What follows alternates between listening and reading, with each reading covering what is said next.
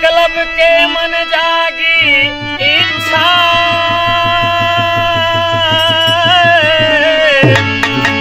ले भई द्रोण गुरु से शिक्षा, कर भई जिंदगी का सपना साकार।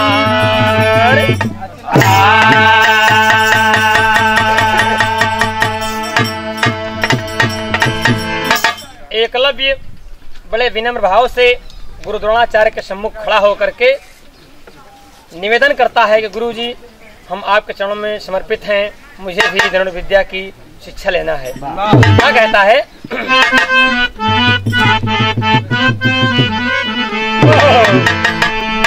बनवा बनवा सिखादा हमके धनु ही बनवा, बनवा बनवा सिखादा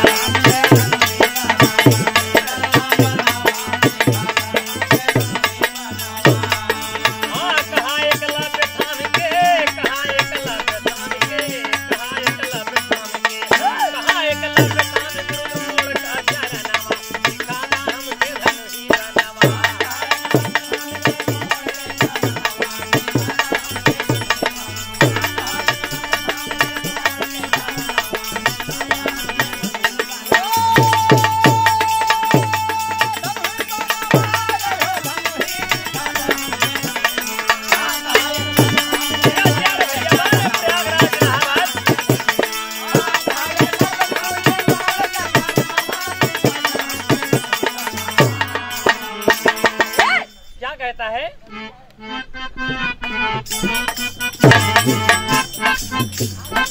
कर जोरे ये कला दिखावा,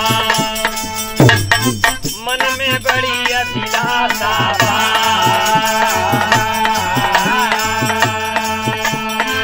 कई दिनों से दर्शन खातिर हमरा नयन प्यासा,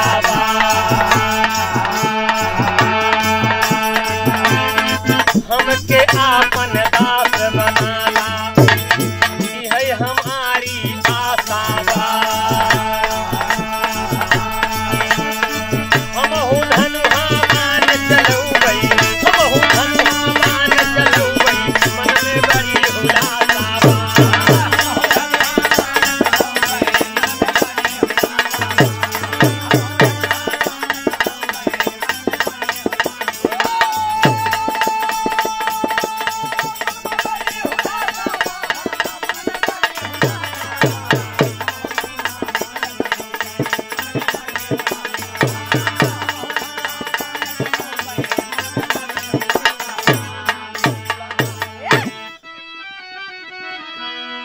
पांडव तुरंत ये फड़कारे, पांडव तुरंत ये फड़कारे, भाग जा कुटिया से बदकार, नाही धार ले हम तोहरा से किस।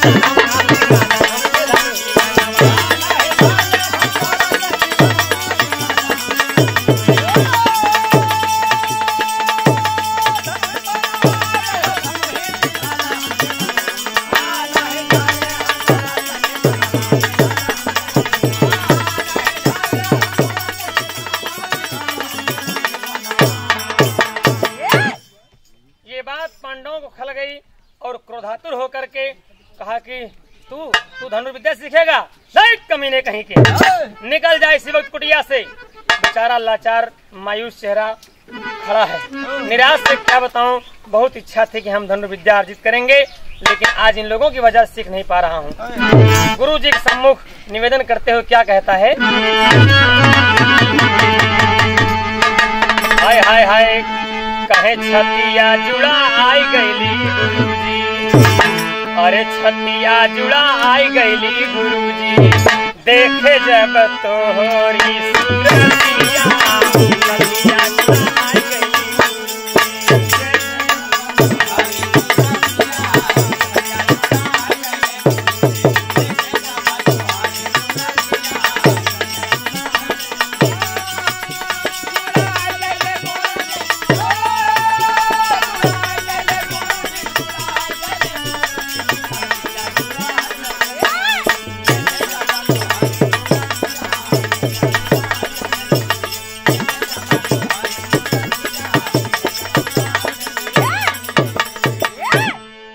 शूद्र और अछूत कह के द्रोण जी भगाया, होई के निराश दास बनवा में आया की छतिया जुड़ाई गईली गुरुजी।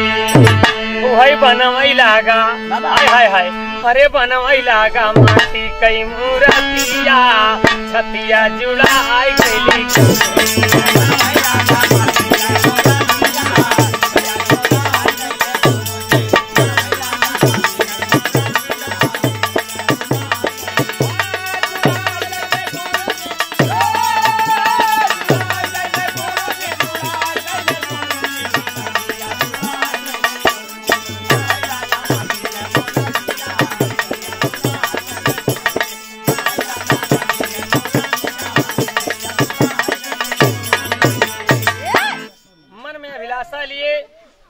एकलव्य वन में आया और एकांत निर्जन स्थान देख करके गुरु मानकर द्रोणाचार्य जी की मूर्ति मिट्टी की बना डाला और मूर्ति के सम्मुख खड़ा होकर गुरु को ध्यान में रखते हुए धनुर्विद्या का अभ्यास निरंतर कर रहा था।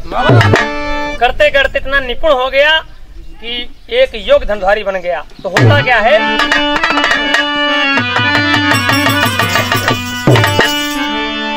अरे उड़ी उड़ी बैठे डाली पे मनवा मनवा बेढेला, कहे उड़ी उड़ी बैठे डाली पे सुगनवा मनवा बेढेला, लगा निशाना सुन मारे बनवा मनवा बेढेला।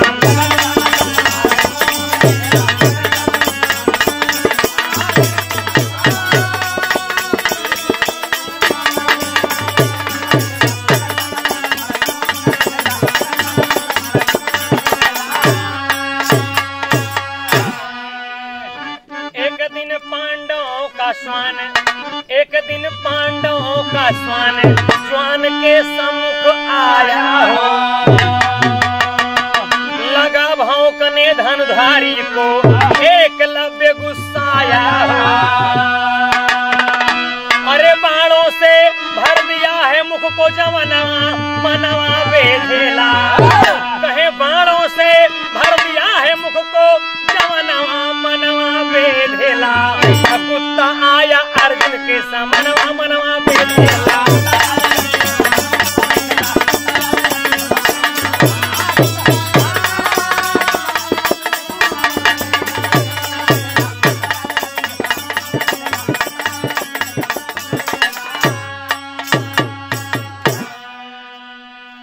सुनने वाले साथियों, कुत्ता भागते भागते ज्यों ही अर्जुन के सम्मुख पहुंचा, अर्जुन देखते हैं चौंक गए कि कौन सा ऐसा धनुधारी हो सकता है जो कुत्ता को बगैर चोट पहुंचाए उसके मुख में बड़ी सावधानी पूर्वक बड़ी निपुणता पूर्वक बाण को भर दिया है। गुरुजी से पूछने लगे। गुरु द्रोणाचार्य जी ने कहा कि हो सकता है यहीं कहीं हो कोई धनुर्विद्या को सीख रहा हो। कुत्ता संकेत दिया, जिधर जिधर कुत्ता गया पीछे पीछे गुरुजी और अर्जुन और अन्य शिष्यगण सब आ पहुंचे एकलव्य के पास। गुरु द्रोणाचार्य जी को देखकर एकलव्य बड़े प्रेम से विनम्र भाव से आदर पूर्वक सम्मान से शरण वंदन किया और स्पर्श करके कहा गुरु जी को प्रणाम हो।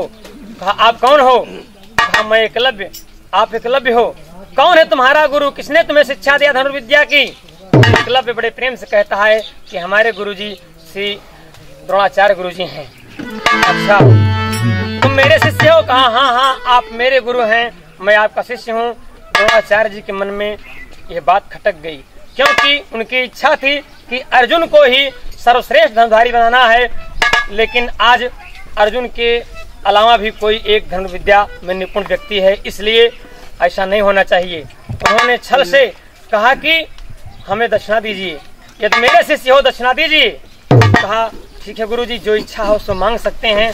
गुरुजी ने मांगा और एकलव्य अपने दाहिने हाथ की अंगूठे को काट करके गुरुजी के सम्मुख दक्षिणा में भेंट कर दिया। बाबूजी क्या कहना पड़ा?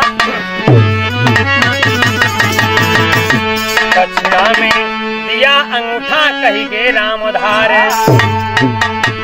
दक्षिणा में दिया अंगूठा कही गे रामधार। और हैदर अली गुरु ज्ञानचंद की, हैदर अली गुरु ज्ञानचंद जी, पाए गुरु से प्यार हो सिखा सिखादा हमके धनुही बनवा जंगबली यादव चूमे गुरुवर का चरणवा सिखादा हमके धनुही बनवा